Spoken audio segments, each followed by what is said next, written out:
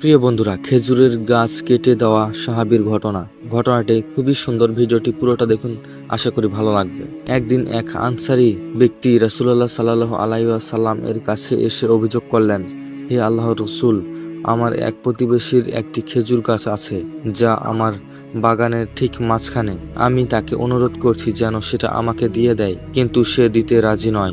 এটা আমার জন্য খুব সমস্যার কারণ হচ্ছে। রাসূলুল্লাহ সাল্লাল্লাহু আলাইহি ওয়াসাল্লাম তখন সেই গাছের মালিককে ডেকে বললেন, তুমি কি সেই গাছটি তাকে দেবে?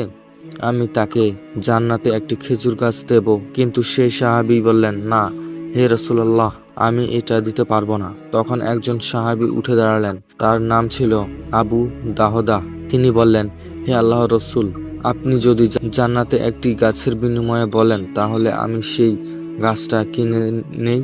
আবু দাহদাহ গিয়ে সেই ব্যক্তির সাথে দাম দর করে নিজের একটি সুন্দর খেজুরের বাগান দিয়ে ওই একখানা গাছ কিনে নেন। তারপর তিনি এসে রাসূলুল্লাহ সাল্লাল্লাহু আলাইহি ওয়াসাল্লামকে বললেন, হে আল্লাহর রাসূল, আমি গাছটা দিয়ে দিলাম ওই ব্যক্তিকে। নবীজি তখন আবু দাহদাহ এর দিকে ফিরে বললেন, আবু দাহদাহ, তুমি জানো তোমার সেই খেজুর বাগানটি আল্লাহ জান্নাতে কত খেজুর গাছে বদলে ফিরিয়ে দিয়েছেন?